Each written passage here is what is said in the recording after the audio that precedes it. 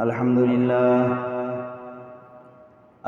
لله نحمده ونستعينه ونستغفره ونؤمن به ونتوكل عليه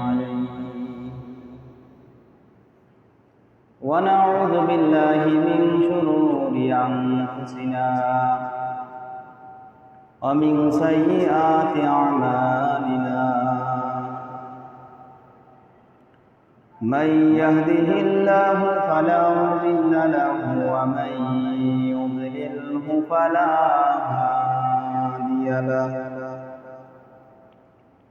وأشهد أن لا إله إلا الله وحده لا شريك له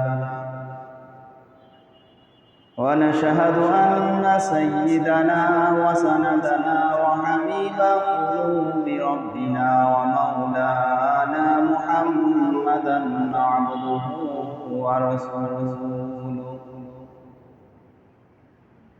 صلى الله تعالى عليه وعلى آله وصحابه وبارك وسلم تسليما كثيرا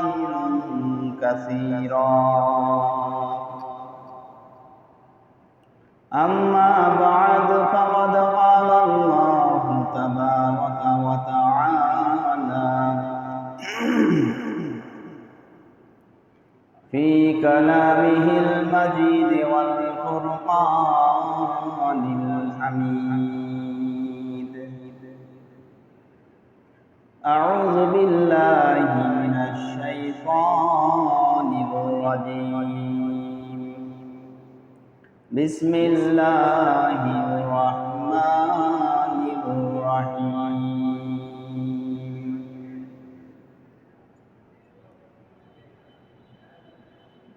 فلما بلغ معه السعي قال يا بني إني أرى في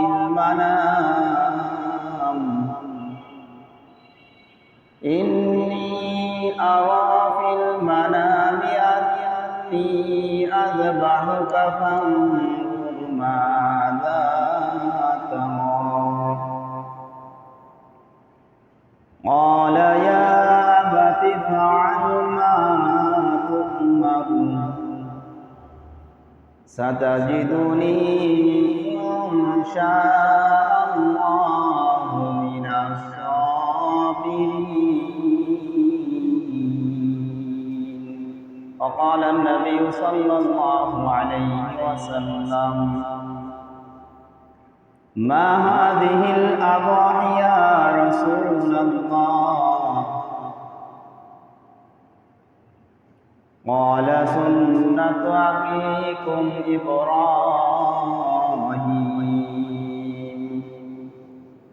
وقال رسول الله صلى الله عليه وسلم قالوا فما لنا فيها؟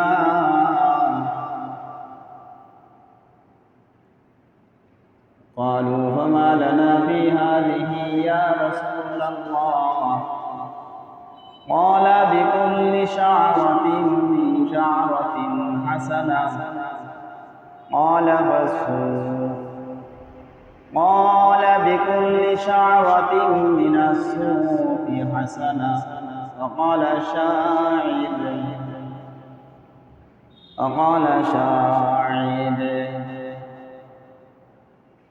نفس أزبس مدحها فرعون شهود. نفس أزبس مدحها فرعون شهود. كن ذليلا نفس هولانا سدود. كن ذليلا النفس هولانا تسود. وقال تعالى إن الله ملائكته يصلون على النبي يا أيها الذين آمنوا صلوا عليه وسلموا تسليما. اللهم صل على سيدنا ونبينا وشفيعنا وحبيبنا ومولانا محمد صلى الله عليه وعلى آله وصحابه وبارك وسلم الحمد لله আল্লাহ রাব্বুল আলামিনের দরবারে লাখ কোটি শুকর যে মহান সুবহানাহু ওয়া তাআলা আমাদেরকে দুনিয়ার অগণিত মানুষের মধ্য থেকে যাচাই বাছাই করিয়া সমস্ত কাজ কর্ম থেকে ফারাক করিয়া সর্বপ্রকার বিপদ আপদ থেকে হেফাজত করিয়া এই ফিতনা ফাসাদের জামানায় ফিতনা ফাসাদের যুগে মানুষ নেক কাজ ছাড়ার প্রতিযোগিতায় লিপ্ত, গুনাহের মধ্যে লিপ্ত। এমনই ফিতনা ফাসাদের জামানায় আল্লাহ সুবহানাহু ওয়া তাআলা আমাদেরকে দয়া করে ভালোবেসে মহব্বত করে তারই হুকুম জুমার নামাজ আদায়ের নিয়তে তারই ঘর মসজিদে আসার ও বসার তৌফিক দান করেছেন। এজন্য অন্তর থেকে কালিমাতুশ শুকর আদায় করি আলহামদুলিল্লাহ। লা ইন শাকারতুম লা আযীদান্নাকুম, যদি আমি আমার মাওলার নিয়ামতের শুকর আদায় করি, আমার মাওলা খুশি হয়ে তার নিয়ামতকে আমার জন্য শুকর গুজারি বান্দা বান্দির জন্য আরো বৃদ্ধি করিয়া নিজের স্বার্থের জন্য হইল কি আল্লাহ রাব্বুল আলামিনের নিয়ামতের শুকর বেশি বেশি আদায় করা। আমরা তো মানুষ, এমনই মানুষ জাতি যে স্বার্থ ছাড়া বুঝি না। আর আল্লাহ রাব্বুল আলামিন তো মানুষের স্বার্থ যেভাবে বেশি হয়, স্বার্থ হাসিল হয়,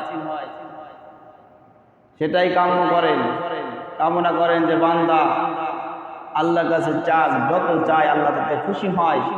বান্দা আল্লাহ যত শুকরিয়া আদায় করবে আল্লাহ রাব্বুল আলামিন সন্তুষ্ট হয়ে তাকে আরো বেশি বেশি বাড়ায় দেয়। জাকাত জিলহজ মাস নেকি অর্জন করার মাস, অল্প সময়ের মধ্যে বেশি নেকি অর্জন করার সময় চলতেছে।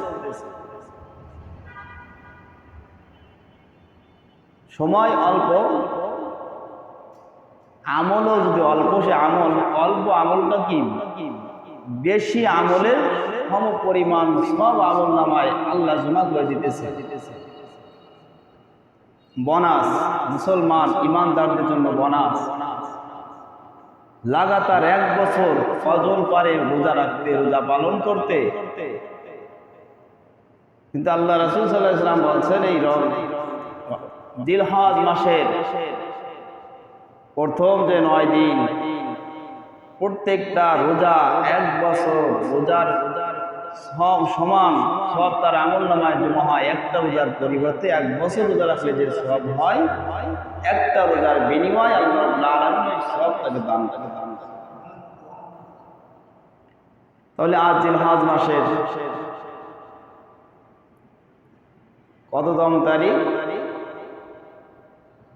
7 তারিখ।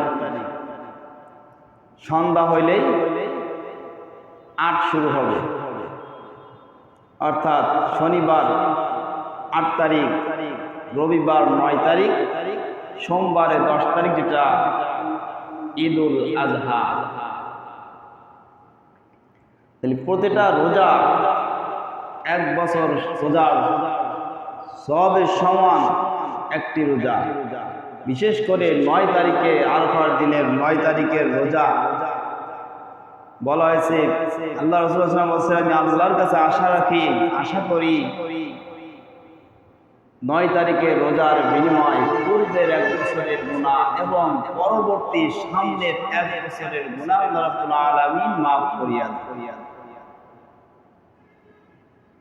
তাহলে কত ফজিলত গুনার ব্যাপারে, এমন গুণে একটার বদলে 10টা গুনার সমান। ফেরেশতাদেরকে লেখার অনুমতি আল্লাহ রাব্বুল আলামিন দেন নাই। কিন্তু নেকির বেলা একটার বদলে 10, একটার বদলে 700, একটার বদলে 365, 360 গুণ। একটার বদলে 360, কোনো সময় একটার বদলে 10, একটার বদলে 700, এইভাবে আল্লাহ রাব্বুল আলামিন নেকির বেলা বান্দাকে আগায় রাখার জন্য পথ সহজ করে দেন। গুনার বেলা যারা পরিমাণ বেশি তার আমল নামায় লেখার অনুমতি ফেরেশতাকে দেওয়া হয় নাই। কিরামুন কাতিবিন।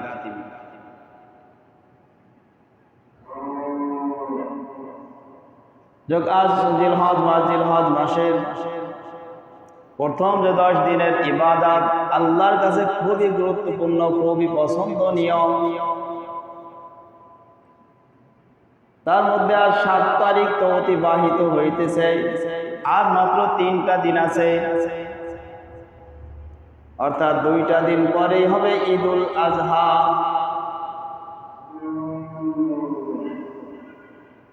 ঈদুল আজহা, ঈদ অর্থ খুশি, আজহা অর্থ ত্যাগ করা, কুরবানি করা। ঈদ অর্থ আনন্দ বা খুশি, আর আযহা অর্থাৎ কুরবানি বা ত্যাগ করা। কুরবানি মূলত 3 প্রকার। 2 প্রকার কুরবানি অনেকের জন্য সহজ হয়ে যায়। 2 প্রকার কোরবানি অনেকেই দিতে পারে। ওই 2 প্রকার কোরবানি দেওয়ার জন্য মুসলমান হওয়া জরুরি না, কিন্তু 3 নম্বরটা কোরবানি দেওয়ার জন্য এখানেই মানুষের ব্যাঘাত। কোরবানি মূলত 3 প্রকার। একটা হচ্ছে জানের কোরবানি, একটা হচ্ছে জানের কোরবানি।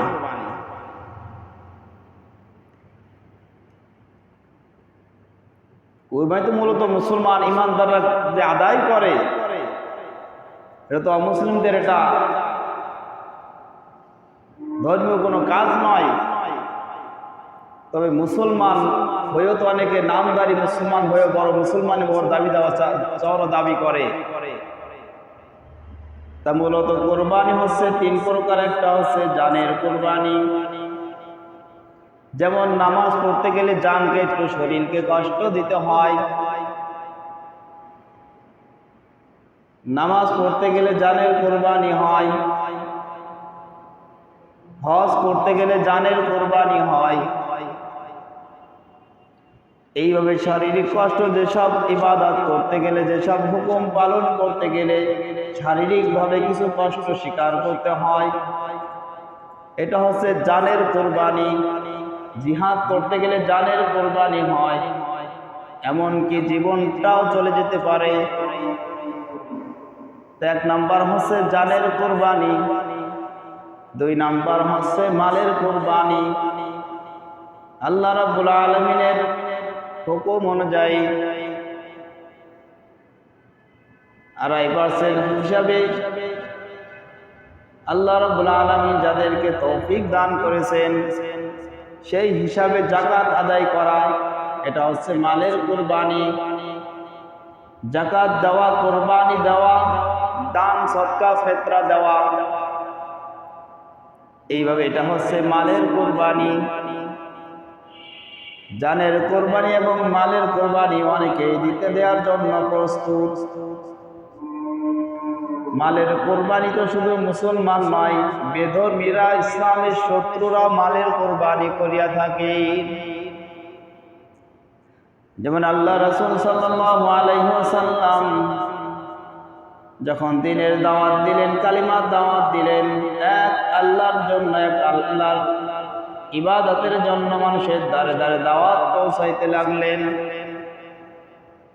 তখন মানুষ আল্লাহ রাসূলের বিরোধিতা করা শুরু করলো, আল্লাহ রাসূলের উপর আক্রমণ শুরু করলো। এমন অবস্থা হলো যে তাকে পুরোপুরি জানে মেরে ফেলার জন্য তার উপর আক্রমণ শুরু করল। আল্লাহ রসুলের সঙ্গে বিরোধিতা করতে করতে অনেকে নিজের সমস্ত সম্পদ বিলীন করে দিয়েছেন, অনেকে জীবন দিয়েছেন, অর্থাৎ মালের কোরবানি দিয়েছেন, জানের কোরবানি দিয়েছেন, কিন্তু মনের কোরবানি দিতে পারে নাই। আল্লাহ রসুল দিনের দাওয়াত দিয়েছেন, এই দাওয়াতটা গ্রহণ করলো না, বরং তার বিরোধিতা করলো, সম্পদ দিয়ে তার শত্রুতা শুরু করলো, শরীরে শক্তি দিয়ে তার বিরোধিতা শুরু করলো। এইভাবে জিহাদে লিপ্ত হয়ে কাফের বেঈমানরা ধ্বংস হয়ে গেল। তারপরও তাদের শিরক কুফরের আকীদা থেকে তারা ফিরে আসতে পারল না। তারাও তো জানের কোরবানি দিয়েছে, মালের কোরবানি দিয়েছে, ঈমান তো আনে নাই, কিন্তু জানেরও কোরবানি হয়েছে, মালেরও তাদের কোরবানি হয়েছে। তারা যে শিরক কুফরের উপর স্থির ছিল, শিরক কুফরের উপর তারা ছিল, সেই শিরক কুফরকে আঁকড়ে ধরেছে, কিন্তু তারা মনের কোরবানি দিতে রাজি হয় নাই। এই জন্য কোরবানি মূলত 3 প্রকারের মধ্যে জানের কোরবানি, মালের কোরবানি দেওয়া যতটা সহজ, 3 নম্বর হচ্ছে মনের কোরবানি। এই মনের কোরবানি দেওয়া অনেক গুণে কঠিন। 3 নম্বর কি? মনের কোরবানি। এই মনের কোরবানিটা হচ্ছে আসল। আল্লাহ রাব্বুল আলামিন বলেন, তাই তো ঘোষণা করেন, লা ইয়ানালুল্লাহা লুহুমুহা ওয়ালা দিমাউহা ওয়ালাকিন ইয়ানালুহুত তাকওয়া মিনকুম। যে কোরবানির জন্তু যে জবাই করে কোরবানি করা হয়, এই কোরবানির জন্তুর রক্ত মাংস আল্লাহর কাছে পৌঁছায় না। আল্লাহর কাছে পৌঁছায় তোমাদের তাকওয়া, তোমাদের ইখলাস। মনের মধ্যে কি আছে এটা আল্লাহর কাছে পৌঁছায়। বাহ্যিকভাবে আমরা যে জন্তুটা ক্রয় করলাম, জন্তু কোরবানি করলাম, রক্ত মাটিতে পড়লো, গোস্ত টুকরা টুকরা করে এটাকে ভক্ষণ করা হইল, কিন্তু এটা কোনোটাই আল্লাহর কাছে পৌঁছাইল না। পৌঁছাবে তাকওয়া।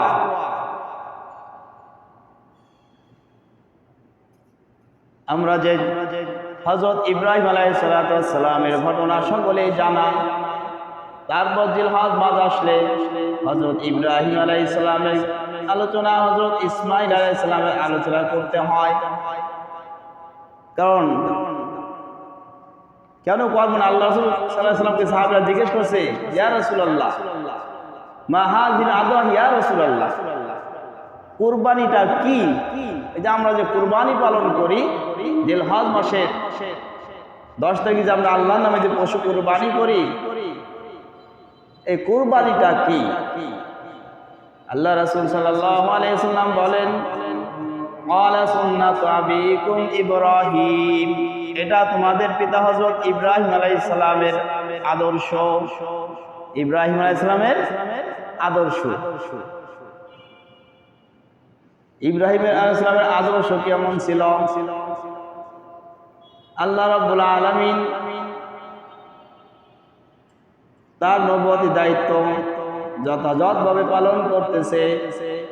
বিভিন্ন নিয়ে সঞ্চার চলতেছে, দিনের দাওয়াত প্রচার প্রসার মানুষের দ্বারে দ্বারে পৌঁছাইতেছে, কিন্তু আল্লাহ রাব্বুল আলামিন একটি সন্তানও তাকে দান করেন না। আল্লাহ রাব্বুল আলামিন তাকে নিঃসন্তান অবস্থায় রাখছে, কোনো সন্তান নাই। আল্লাহর কাছে দোয়া করতে থাকলো, দোয়া করতে করতে করতে করতে শেষ বয়সে, বৃদ্ধ বয়স যখন হযরত ইব্রাহিম আলাইহিস সালামের বয়স 120 বছর হয়েছে, হাজেরার স্ত্রী হাজেরার বয়স যখন তার বয়স 99 বছর হয়েছে, আর আল্লাহ রাসূল আল্লাহর খলিল আল্লাহর দরবারে সব সময় দোয়া করতে থাকে, রব্বি হাবলি মিনাস সলিহিন, আল্লাহ আমাকে একটা সুসন্তান দান করো।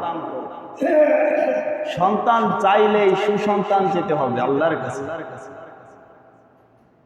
কন্যা সন্তান দিক আর ছেলে সন্তান দিক, যদি সুসন্তান হয়ে থাকে ওটা আমার কাজে আসবে, দুনিয়া এবং আখিরাতে কাজে আসবে। সন্তান যদি অবাধ্য সন্তান হয়, সন্তান যদি ইসলামে ঘোরতর শত্রু হয়, ওই সন্তান আমার দুনিয়ার জন্য বিপদ, পরকালের জন্য তো বিপদ। আল্লাহর কাছে চাইবো, যেটা চাইবো ভালোটা চাইবো, খারাপটা চাইবো না। না বুঝেও যদি কোনো বিষয় চাই, কোনো একটা বিষয় আল্লাহর কাছে চাইতেও হবে, আমার প্রয়োজন মনে করছি, কিন্তু দোয়া তো করবো, আল্লাহর কাছে চাইবো, জানা নাই ওটার মধ্যে বিপদ না রহমত, ওটা আমার জন্য ভালো না খারাপ, ওটা মাসালাগতভাবে জায়েজ না না যদি না জেনে থাকি, তারপর যদি প্রয়োজন বোধে আল্লাহর কাছে চেয়ে বসি, এতটুকু আল্লাহর কাছে দোয়া করবেন যে কোনো বিষয়, আল্লাহ এটা আমার জন্য যদি ইমানের লাইনে যদি বাধা হয়ে থাকে, এই চাওয়াটা যদি আমার ইমানের লাইনে ক্ষতিগ্রস্ত হয়ে থাকে, তাহলে এটা আমাকে দিও না, এটা আমাকে দিও না। সর্বাবস্থা যে কোনো দোয়া করব, আল্লাহর কাছে দোয়া করবো, সাথে সাথে এটা যদি আমার ইমানের ক্ষতি করে থাকে, ইমানের লাইনে যদি আমার এটাকে ক্ষতিগ্রস্ত হতে হয়, তাহলে এই চাওয়া থেকে আল্লাহ তুমি আমার এই চাওয়াটা কবুল করিও না। তা যেটা চাবো সেটা কল্যাণময় যেটা হয় সেটা চাইবে। আল্লাহ রাসূল আল্লাহর খলিল দোয়া করে, রব্বি হাবলি মিনাস সালিহিন, একটা সুসন্তানের জন্য আল্লাহর কাছে দোয়া করে। দোয়া করতে করতে করতে বয়স যখন 120 বছর পৌঁছে গেল, বৃদ্ধ বয়স, শেষ বয়স, এই শেষ মুহূর্তে আল্লাহ রাব্বুল আলামিন তার দোয়া কবুল করলেন। তার দোয়া কবুল করলেন। তার বিবি হাজরার বয়স ওই সময় 99 বছর হয়েছে। এই সময় আল্লাহ রাব্বুল আলামিন দোয়া কবুল করলেন। এখন ওই সন্তান জন্মগ্রহণ করার পর যে কাহিনী, যে আলোচনা, ওটা বলতে গেলে আজকে আর মূল আলোচনা করা যাবে না, যে বিষয়ের জন্য মূল আলোচনায় যাইবে। আল্লাহ রাব্বুল আলামিন কাছে দোয়া করলেন, আল্লাহ দোয়া কবুল করলো, সন্তান তাকে দান করলো হযরত ইসমাঈল আলাইহিস সালাম, নাম তার ইসমাঈল। তার পরবর্তীতে আরেক সন্তানও দান করেছিল, নাম তার ইসহাক। দুইজনের নামই কোরআনে রয়েছে। যখন এই সন্তান আল্লাহ রাব্বুল আলামিনের দোয়া যখন দোয়া কবুল করলেন, সন্তান হইল। এই সন্তানের বয়স যখন 7 বছর, মতান্তরে 13 বছর অথবা 9 বছর, বিভিন্ন দু একটি মত রয়েছে, কয়েকটি মত রয়েছে। 7 বছর বা 13 বছর এমন বয়সে যখন উপনীত হল,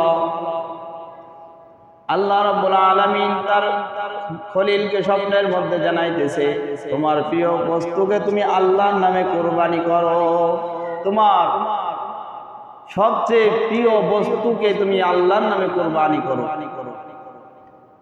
নবী তো স্বপ্নে দেখছেন, নবীদের স্বপ্ন কখনো মিথ্যা হয় না, নবীদের স্বপ্ন হয়ে থাকে ওহী। নবীরা স্বপ্নে যেটা দেখে, আর আল্লাহ রাব্বুল আলামিন জিবরাইলের মাধ্যমে যে নবীর কাছে যে পয়গাম পাঠায়, উভয়টাই সমান। কেননা যত নবী রাসূল আছে, তাদের চর্ম চক্ষুটা যদি ঘুমায়ও, তাদের অন্তর ঘুমায় না। আর সমস্ত নবী রাসূলদেরকে আল্লাহ রাব্বুল আলামিন শয়তানের ওয়াসওয়াসা থেকে আল্লাহ তাদেরকে হেফাজত রাখছেন, যে কারণে শয়তান তাদেরকে কোনোভাবে তাদেরকে ধোঁকা দিতে পারে না। এই জন্য যারা অনেকে আছেন নবীদের সমালোচনা করে, নবীদের ভুল করছে, এই করছে, সেই করছে, অপরাধ করছে, অনেকে নবীর আলোচনা সমালোচনা করে। যারা করে, যত বড় তারা ডিগ্রিওয়ালা ব্যক্তি হোক না কেন, যত বড় মানুষ হোক না কেন, বুঝতে হবে তার বোঝার মধ্যে ভুল, অথবা জেনে শুনে সে ইসলামের বিরোধিতা করতেছে। কারণ মানুষ তো আর আসলে উপরে বাহ্যিক শুরুতে বুঝতে পারবে না কে মুসলমান কে বেঈমান। পোশাক পরলে সকলেই সমান। সাদা টুপি, সাদা পাঞ্জাবি, সাদা পায়জামা পরে যদি অচেনা এলাকায় যায়, দাড়ি যদি লম্বা লম্বা থাকে, সে যদি মাদ্রাসা বারান্দায় জীবনে পাড়া না দিয়েও থাকে, আলিফ পড়তে গেলে তারা যদি দাঁত 32টা ভেঙ্গেও যায়, এমন ব্যক্তি যদি একটা দূর মহল্লায় যায়, তাকে বড় বুজুর্গ বা বড় আলেম মনে হবে। সে যদি একটা ভুল ফতোয়া দেয়, সেটাকে গ্রহণযোগ্য মনে করবে অনেকে অবুঝ মানুষগুলো। যেমন কিছুদিন মাদারপুরে কিছুদিন আগেই পার্শ্ববর্তী ইউনিয়নের কথা, যে এক লোক ইমামতি করে, সে আসলে মুসলমান নয়, সে হলো খ্রিস্টানদের বাচ্চা। মুসলমান বেশ ধারণ করে 10টা মাসালা যদি সঠিক বলে, এর মধ্যে 2টা মাসালা এমন বিভ্রান্ত ঢুকাই দেয় যেটা বিশ্বাস করলে ঈমান নষ্ট হয়ে যায়। বিশ্বাস করলে ঈমান নষ্ট হয়ে যাবে। 10টার কথা যদি সঠিক বলে, একটা বলে ভুল, ওই একটা ভুল সে স্বীকার বিশ্বাস করার পর তার সব বরবাদ। কারণ এক বালতি যদি দুধের মধ্যে 1 ফোঁটা চুনা পড়ে, তাহলে ওই দুধ সম্পূর্ণ দুধকে ফেলে দিতে বাধ্য হয়। জেনে শুনে কোনো মানুষ ওই দুধ পান করবে না। পড়ছে মাত্র 1 ফোঁটা, তাহলে 1 গিলাস ফেলাই দিত হয়ে যেতে পারে যুক্তির আলোকে।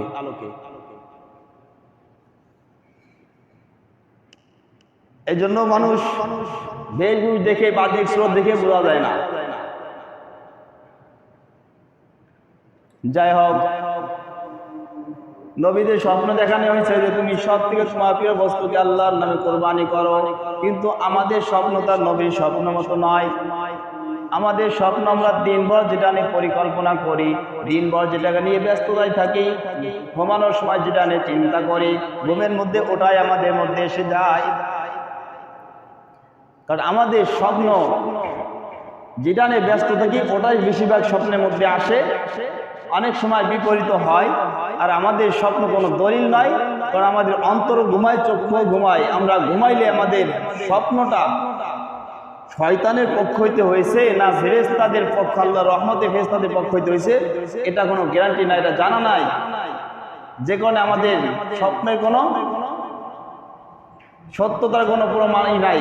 যদি সঠিক হবে ওইটাই হতেই হবে, ওইটাই সঠিক। কারণ এক লোক এইভাবেই স্বপ্ন দেখতেছে, স্বপ্নের মধ্যে যে বলছে চলো তোমাকে আমি অনেক সম্পদ দিব, বিনা কারণে বলে একটা লোক যে তোমাকে আমি অনেক সম্পদ দিব, আমার সঙ্গে চলো। এবার সকলেই তার সঙ্গে সে ওই লোকটার সঙ্গে রওনা করলো সম্পদ অর্জন করার জন্য। বিনা পরিশ্রমে সম্পদ কে ছাড়তে চায়? যখন তাকে দাওয়াত দেওয়া হলো তুমি আমার সঙ্গে চলো, তোমাকে আমি সম্পদ দান করব, লোকটি যখন রওনা করলো তখন তাকে বলা হলো রওনা করার আগে তুমি আগে পেশাব করে নাও। রওনা তো করবো, তবে রওনা করার আগে তুমি আগে পেশাব করো, তারপরে রওনা করবো। এবার চিন্তা করলো এটা কোনো কঠিন ব্যাপার নয়, পেশাব করছে, আমি তো আড়াল গিয়ে যথাস্থানে পেশাব করে নেই। এবার পেশাব করে যখন পেশাব করা শেষ হইল, হঠাৎ তার ঘুম ভেঙে গেল। ঘুম ভেঙে দেখে বিছানায় অস্থির। ঘুম ভাঙছে, ঘুম ভেঙে দেখে বিছানায় পেশাব করছে, কিন্তু দেখছে কোথায়? যে টয়লেটের মধ্যে যে ইস্তেঞ্জাখানায় যে সে পেশাব করছে এটা দেখছে, আর ওখানে পেশাব করছে। ঘুম ভেঙে দেখে কি বিছানা ভিজে, অবস্থাটা খারাপ। এখন সেই বিছানা ওই বড় মানসিক পেশাবের খাতা ধুতে কি কষ্ট হয়? তার বউ তোমার কি রাতে ভূতে ধরছে? তুমি রাত্রে তুমি ঘুমের মধ্যে খাতা নষ্ট করছো, বিছানা নষ্ট করছো। হ্যাঁ বউরে বলে আরে বউ আমি কি বিছানায় করছি? আমি তো করছিলাম ওই স্টেঞ্জার ভিতর যাইয়ে। আমাকে এক লোক বললো চল তোকে অনেক সম্পদ দেবো। তা যখনই রওনা করবো তখন আমাকে বললো আগে তুই পেশাব করে নে, তারপর তো তোকে সে গন্তব্যস্থানে নিয়ে যাবো। তো যখনই পেশাব করছি, পেশাবও শেষ, ঘুমও শেষ, ঘুমে তুলে দিয়ে অবস্থা খারাপ। এইভাবে একাধিকবার করার পর স্ত্রী তো অধৈর্য হয়ে গেল। এই বুড়ো বয়সে যদি বিছানায় পেশাব করে কার শরীরে সহ্য হয়? কয়েকদিন করার পরে বলছে আচ্ছা ঠিক আছে, তোমারে প্রত্যেকদিন শয়তান তোমাকে ডেকে ডেকে নিয়ে সম্পদ দেওয়ার লোভ দিয়ে তোমাকে নিয়ে পেশাব করে বিছানার মধ্যে। তবে আজকে একটা বুদ্ধি শিখাই দেই, আজকে যদি ঘুমের মধ্যে শয়তান তোমার কাছে আসে আর যদি বলে চল তোকে সম্পদ দেবো, তা আগে পেশাব করে নে, আজকে আর রাজি হবা না। অনেক হুমকি ধমকি বলতে তার স্বামীকে শিখিয়ে দিচ্ছে। আজকে যদি স্বপ্নের মধ্যে আসে আর তুমি পেশাব করতে রাজি হওয়া, তা তোমার অবস্থা খারাপ হয়ে যাবে, আজকে ঘুমেতে উঠে থাকবা। এবার ঘুমের সময় আলোচনা করছে, বউতে শাসাইছে যে আজকে যদি আমাকে ডাক দেওয়া হয়, সম্পদ দেওয়ার জন্য আমাকে ডাক দেওয়া হয়, যে শর্ত দেওয়া হয় পেশাব করার জন্য, আজ আমি শর্ত মানবো না, এই নিয়তে ঘুমাইছে। ঘুমের সময় কি এই চিন্তা করছে, আজ যদি শয়তান আসে তাহলে তার ওই শর্তে আমি রাজি হব না, বিনা শর্তে নিতে চাই যাইবো, না হলে যাব না। আজ শয়তান যখন ঘুমের মধ্যে আবার আসছে, চলো তোমাকে আমি সম্পদ দান করব, চলো আমার সঙ্গে চলো। যখন রওনা করছে বললো আগে তুমি পেশাব করে নাও, বলছে না এতদিন তোমার কথা মেনেছি, আজ তোমার শর্ত মানতে আমি রাজি নয়, আজ কোনো শর্ত চলবে না, বিনা শর্তে আমাকে নিয়ে যাবা, বিনা শর্তে আমাকে তুমি সম্পদ দিবা।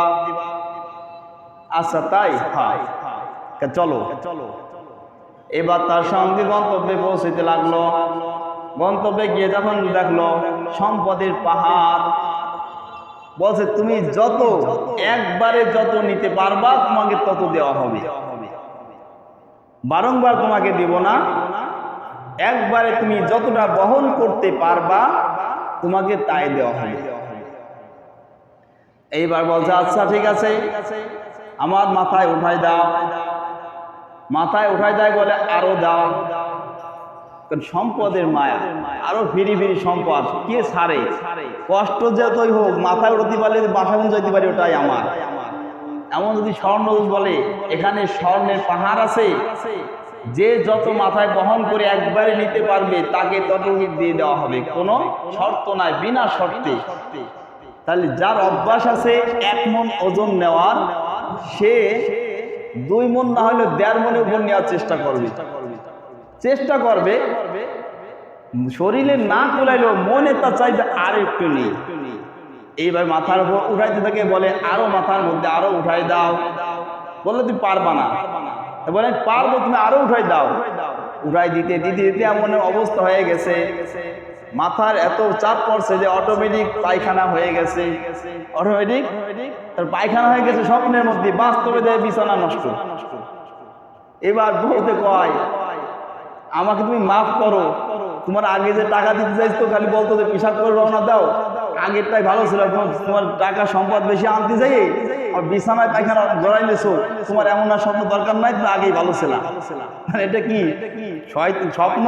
শয়তানের পক্ষ থেকে হতে পারে, আবার আল্লাহর রহমতের পক্ষ থেকে হতে পারে। আমাদের স্বপ্নে কোনো গ্যারান্টি নাই, কিন্তু নবীদের স্বপ্ন ছিল ওহী, নবীদের স্বপ্ন ছিল ওহী, স্বপ্নের মধ্যে তাদের কোনো সন্দেহ ছিল না, ডাইরেক্ট আল্লাহর পক্ষ থেকে স্বপ্নগুলো দেখেছে। আর যখন দেখছে তোমার সব থেকে প্রিয় বস্তুকে আল্লাহর নামে কোরবানি করো, ঘুমের থেকে উঠে চিন্তা করে আমার দুনিয়ার মধ্যে যা কিছু আছে এর মধ্যে আমার কাছে সব থেকে আমার সন্তান ইসমাইল আমার কাছে সব থেকে বেশি প্রিয়, কারণ আমি সারা জীবন নিঃসন্তান অবস্থায় ছিলাম, শেষ বয়সে আল্লাহ রাব্বুল আলামিন আমাকে সন্তান দান করলেন, যে কত মহব্বতের সন্তান। এবারে চিন্তা করলো যে আমার কাছে সব থেকে আমার প্রিয় বস্তু আমার সন্তান হচ্ছে আমার প্রিয় বস্তু, যেহেতু আল্লাহ রাব্বুল আলামিন আমাকে বলছেন প্রিয় বস্তুকে আল্লাহর নামে কোরবানি করার জন্য। এইবার হযরত ইব্রাহিম আলাইহিস সালাম ইসমাইলকে তার আম্মার থেকে ভালো করে সাজাই গুজিয়ে বলল, তুমি ইসমাইলকে সাজিয়ে গুজিয়ে দাও, সুন্দর পোশাক পরিয়ে দাও, তাকে আমি দাওয়াতে নিয়ে যাব। কোরবানি কথা বলে না, বলছে ইসমাইলকে সুন্দর করে গোসল করিয়ে সুন্দর পোশাক পরিয়ে আমার সঙ্গে পাঠাও, তাকে আমি দাওয়াতে নিয়ে যাব। একথা শুনে বিবি হাজেরা খুব আনন্দিত, আমার সন্তান তার বাবার সঙ্গে দাওয়াতে যাবে, কত খুশির খবর। কারণ তাদেরকে তো বনবাস দেওয়া হয়েছে, নির্বাসন দেওয়া হয়েছে, যেদিনই জন্মগ্রহণ করছেন সেদিন থেকে ছায়রা শর্ত করছে তাকে যদি বনবাসে দেওয়া না হয়, যেখানে কোনো মানুষের বসবাস নাই এমন স্থানে তাকে যদি পাঠানো না হয়, তাহলে ছায়রা তার ঘর সংসার করবে না। নবীর সঙ্গে কি ডাইরেক্ট এইভাবে জেদ ধরছে, আরে জেদটাও আল্লাহ রাব্বুল আলামিন কবুল করছেন। আল্লাহর হাবিবকে বলছেন, হে দোস্ত তুমি কি করো, তোমার স্ত্রী ছায়রা যা বলে তুমি তাই করো। সেই অনুযায়ী তাহলে সন্তান পিতার আদর থেকে বঞ্চিত ছিল, তেমন বঞ্চিত পিতার আদর যখন পিতা তাকে দাওয়াতে নিয়ে যাবে, মার মনে কতটা আনন্দ আসে। এবার বিবি হাজেরা সন্তানকে সুন্দর করে গোসল করিয়ে সুন্দর পোশাক পরিয়ে বাবার সঙ্গে পাঠাই দেয়। বাবার সঙ্গে তো এই হযরত ইসমাঈল আলাইহিস সালাম যায়, কিন্তু শয়তান তো জ্বলে পড়ে ছাই হয়ে যায়। শয়তানের সহ্য হয় না, যেহেতু এটা যদি বাস্তব রূপ ধারণ করে, বাস্তবে তার সন্তানকে যদি কোরবানি করে দেওয়া হয়, তাহলে আল্লাহর কাছে সে তো আরো প্রিয় পাত্র হয়ে যাবে। এটা আমি শয়তানকে মেনে নিতে পারি না।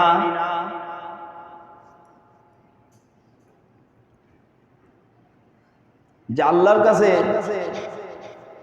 আল্লাহর নামে যদি সন্তানকে কোরবানি করে, তা আল্লাহ তো যতটা ভালোবাসতো আরো বেশি ভালোবাসা শুরু করবে। আর আল্লাহ যদি তাকে বেশি ভালোবাসে, তা শয়তানের গায়ে জ্বালা উঠে যায়। এবার শয়তান মানুষের বেশ ধারণ করে বিবি হাজেরার কাছে চলে আসে। হাজেরার কাছে পৌঁছে বলল, তোমার সন্তান কোথায় যাইতেছে? বলছে, আমার সন্তান তার বাবার সঙ্গে দাওয়াতে যাইতেছে। বলছে, না, তোমার সন্তানকে তো দাওয়াতে নেওয়া যাইতেছে না, তোমার সন্তানকে তো আল্লাহর হুকুমে কুরবানি করার জন্য, জবাই করার জন্য নিয়ে যাইতেছি।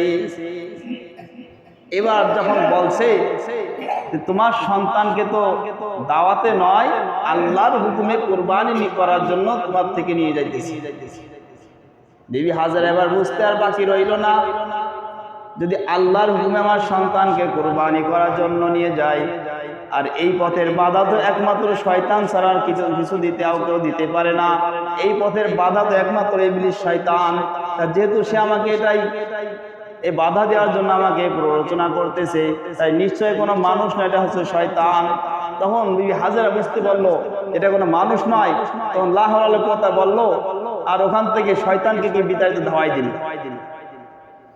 ইবলিস শয়তান ওখানে কায়দা করতে পারলো না, ওখানে তার ফায়দা লুটতে পারলো না। বিবি হাজেরাকে কি করলো, সরনাই ধোকায় ফেলাইতে পারলো না। এবার দৌড়ে চলে গেল ইসমাইলকে ধোকা দেওয়ার জন্য। যেহেতু তার মাকে ধোকা দিতে পারে নাই, তার মাকে ধোকা দিলে দৌড়ে গিয়ে তাকে বাঁচানোর চেষ্টা করতো। এখন যখন মাকে পারে নাই, এবার চিন্তা করছে তাহলে যাই, ছোট বাচ্চা ইসমাইলকে যে বলি, যদি তাকে বলা হয় যে তোমাকে জবাই করার জন্য নিয়ে যাইতেছে, তাহলে নিশ্চয়ই ছোট বাচ্চা বাঁচার জন্য দৌড়াবে, বাবের হাত থেকে বাঁচার চেষ্টা করবে। এদিকে বাবা হযরত ইব্রাহিম আলাইহিস সালাম সামনে হাঁটে, সন্তান ইসমাইল পিছে পিছে হাঁটে। কারণ বাপ সন্তান যখন হাঁটবে, আদবটা হচ্ছে সন্তান পিছে থাকবে, বাবা সামনে সামনে হাঁটবে। যেমন নারী পুরুষ যখন একসঙ্গে হাঁটে, নারী থাকবে পিছনে, পুরুষ থাকবে সামনে। এখন যদি তার উল্টো হয়, তাহলে আদবের খেলা। সব জায়গায় প্রতিটা পদক্ষেপে আদব আছে। আদব রক্ষা করে চললে তার মধ্যে আল্লাহর রহমত থাকে। আর বেয়াদব মানে যেখানে আদবের রক্ষা নাই, আদবের বিরোধিতা, সেই কাজের মধ্যে আল্লাহর বরকত থাকে, যদি আদব না থাকে। এবার পিছনে পিছনে ইসমাইল আলাইহিস সালামকে ধোঁকা দিতে লাগলো। তুমি তোমার বাবার সঙ্গে কই যাইতেছো? বলছে, আমি আমার বাবার সঙ্গে তো দাওয়াতে যাইতেছি। বলছে, না, তোমাকে মিথ্যা বলেছে তোমার বাবা। তোমার বাবা তোমাকে দাওয়াতে নয়, তোমার বাবার জামার ভিতরে লুকানো আছে রশি, ছুরি, যেটাকে তোমাকে বেঁধে তোমাকে জবাই করা হবে। কেন? বলছে, আল্লাহর হুকুমে, আল্লাহ হুকুম করছে তাই তোমাকে জবাই করবে। যখনই বলছে আল্লাহর হুকুমে তোমাকে জবাই করবে, তখনই ইসমাইল সালাম বুঝতে পারছে যে এটা আসলে মানুষ না, এটা শয়তান। কারণ কেমন মানুষের সন্তান? নবীর ঘরে সন্তান, যাই তাই কথা না, নবীর ঘরে নবী। কারণ নবীর ঘরে তো কাফের হয়েছে, নবীর ঘরের নবীও হয়েছে, নবীর ঘরে কাফের হয়েছে। নূহ আলাইহিস সালামের সন্তান, বাবা হচ্ছে একজন নবী, সন্তান হচ্ছে একজন কাফের। ডুবে মরে যায় পানিতে, তারপর ঈমান আনে না, বাবার সঙ্গে কিস্তিতে ওঠে না। পানিতে হাবুডুবু খায়, সত্য বলে বাপ, জন্মদাতা বাপ বল সন্তানকে বলে, তুই কালিমা গ্রহণ কর, উপরে আয়। বলছে, না, আমার কিচ্ছু হবে না, পানিতে আমার কিচ্ছু হবে না। তাও ইসলাম গ্রহণ করবে না। যাই হোক, নবীদের ঘরে নবীও হয়, নবীদের ঘরে তো কাফেরও হয়েছে। তেনে বাপ কা বেটা সিপাহী কা ঘোড়া, কুছ না হো তো তোরা তোরা। যেমন বাপ তেমন বেটা। যখন এখানে ধোঁকা দিতে লাগছে, ইসমাইল সালাম শয়তানকে বিতাড়িত করছে, শুধু দোয়া করে নয়, ঢিল সুরে তাকে আঘাত করার জন্য, তাকে ধাওয়ানোর জন্য তাকে যে আঘাত করা হয়েছে, এটা এখন হাজী সাহেবরাও কিন্তু 7টা পাথর নিক্ষেপ করে হজে গিয়ে। কেন? ইসমাঈল আলাইহিস সালাম যেটা শয়তানকে ধাওয়াইছিল, ইবলিসকে ধাওয়াইছিল, যে ইবলিস তাকে বাধা দেওয়ার জন্য, তাকে ধোঁকা দেওয়ার জন্য যে কুপরামর্শ দিছিল, এই শয়তানের কুপরামর্শ দেওয়ার কারণে তাকে আঘাত করার জন্য সে তার প্রতি আঘাত করেছিল। এই আঘাতগুলো আল্লাহ রাব্বুল আলামিন কিয়ামত পর্যন্ত তার বান্দাদেরকে এইভাবে নিয়ম জারি করছে, যাতে করে মানুষ হজে যাবে আর ইব্রাহিম সালাম, ইসমাঈল সালামের ঘটনা স্মরণ করবে যে তারা এইভাবে পাথর তারা শয়তানকে নিক্ষেপ করেছে। যাই হোক, এরপর গন্তব্যে পৌঁছার পর ইব্রাহিম সালাম তার সন্তানকে বলছে, বাবা আমি স্বপ্নে দেখেছি, হে প্রিয় সন্তান, আমি স্বপ্নে দেখেছি যে আমি তোমাকে জবাই করতেছি। وقال إني ذاهب إلى ربي سيهدين وقال إني ذاهب إلى ربي سيهدين قال يا بني إني أرى في المنام أني أذبحك فانظر ماذا ترى। যে প্রিয় সন্তান, আমি স্বপ্নে দেখেছি যে আমি তোমাকে জবাই করতেছি। এবার সন্তান তো বুঝতে পারছে যে আমার বাবা তো তেমন বাবা নয়, আমার বাবা একজন নবী, তার নবী যদি স্বপ্নে দেখছে এটাই তো ওহী।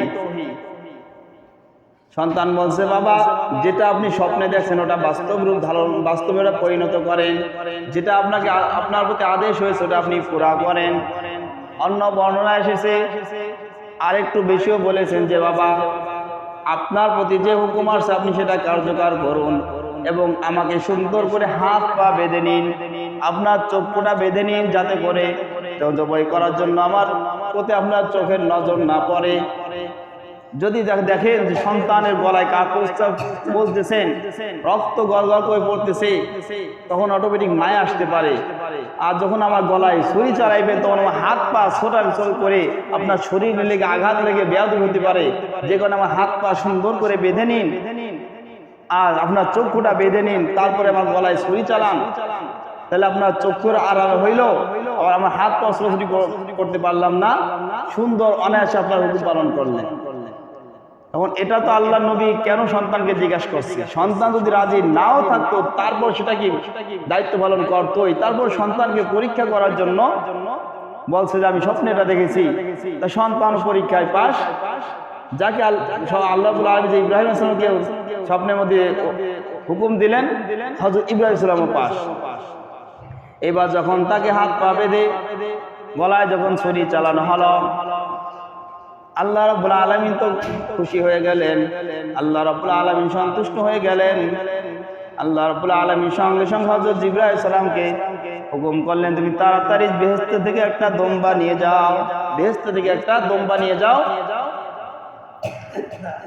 আমার ইব্রাহিমের ছুরির তলব থেকে ইসমাইলকে সরিয়ে ওখানে দম্বাটা ধরো, দম্বা কোরবানি হবে। ছুরির তল থেকে তার সন্তান ইসমাইলকে সরিয়ে দুম্বাটা ধরে রাখো। এইভাবে ছুরি চালাইছে আর সন্তান কোরবানি হয় নাই, কোরবানি হয়েছে জান্নাতের একটা দুম্বা। এখানে আল্লাহ রাব্বুল আলামিনের মাকসুদ কিন্তু সন্তান কোরবানি ছিল না, ছিল মনের কোরবানি। দেখি আমার বান্দা কে আমার থেকে তার সন্তানকে বেশি ভালোবাসে, আমার থেকে দুনিয়ার সম্পদ ক্ষমতাকে বেশি ভালোবাসে, না আমি আল্লাহকে বেশি ভালোবাসি। পরীক্ষা করার জন্য দেখছে না যে আমার দোস্ত এই বৃদ্ধ বয়সে একটা সন্তান দিছি, সেটাকে কোরবানি করার জন্য ইশারায় বলছি, ডাইরেক্টও বলি নাই, ইশারায় ইঙ্গিতে প্রিয় বস্তু, তাতে সে বুঝে নিজের সন্তানকে কোরবানির জন্য প্রস্তুত হয়েছে। অটোমেটিক সে কি পরীক্ষা পাস।